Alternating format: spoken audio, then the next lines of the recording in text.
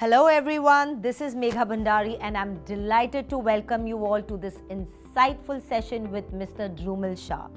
Today we'll be talking about the MNC NFO. Mr. Dhrumil will be sharing his valuable insights on this NFO. So let's get started and hear it all from him. So welcome Dhrumil. So Dhrumil, firstly I would like to understand what are MNCs and what are its advantages?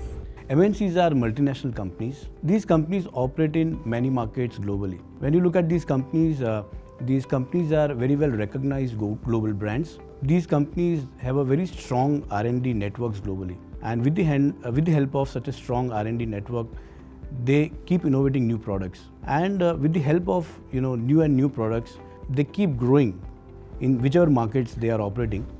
When you look at these companies, they also operate in many geographies. Hence, they have a very strong local manufacturing base, and also they can take leverage of such a local low-cost manufacturing base, which help them to grow globally. So traditionally, MNCs have perceived to be high-quality global companies with steady ROE.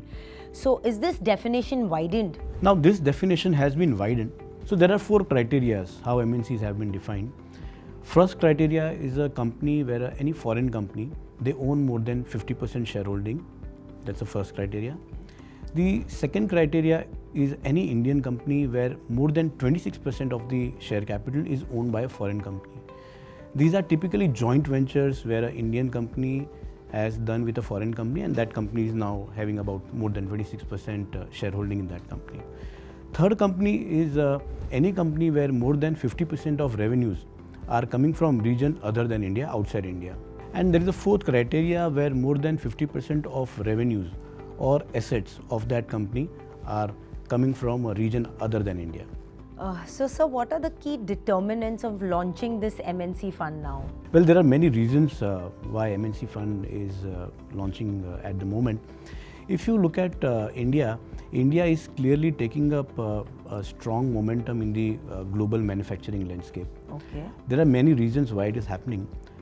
First of all, India's market itself is growing at a very fast pace.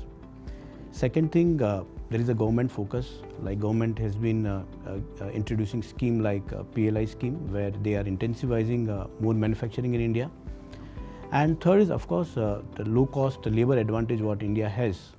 And that is also giving Indian companies a very strong advantage when they compete globally. So there are many reasons that why MNC fund has been launched right now. So sir, the MNC fund being thematic in nature, so is the portfolio likely to be concentrated or there is some element for diversification? Sure, portfolio will be pretty much diversified as this definition has been widened now. We will have many companies which will come from industrial manufacturing, automobile, pharmaceutical, information technology. So portfolio will be pretty much diversified across many sectors. So the MNCs have underperformed in the recent past. So what are the key drivers that would enable these MNCs to perform going forward? Sure, if you look at recent past, MNCs have underperformed because sectors such as consumers, automobile and industrials have not done well. But if you look at India's growth outlook and the kind of global opportunities we have in terms of manufacturing space particularly, I think the size of opportunity is really exciting, and hence we believe that there is a good chance that MNCs can do well going forward. So what is likely to be the portfolio construct? Portfolio is going to be pretty much diversified. Okay. We will be investing across various sectors such as auto ancillary, pharmaceutical, information technology, consumer, as well as industrial manufacturing sector. And when it comes to market cap, we will have a pretty decent diversification across large, mid and small cap companies which are part of our investable universe. So what kind of investors can consider investing in this fund? Well, this fund is for those investors who want to participate in just not in India's growth story, but are also looking at global growth and India's participation in the global growth. So it was a pleasure having you with us today, Dhrumil, and thank you so much for this insightful session. Thank you. Thank you. NFO closes 16 July 2025. For more information, log on to the details shared on the screen below. Till then, stay happy, stay invested.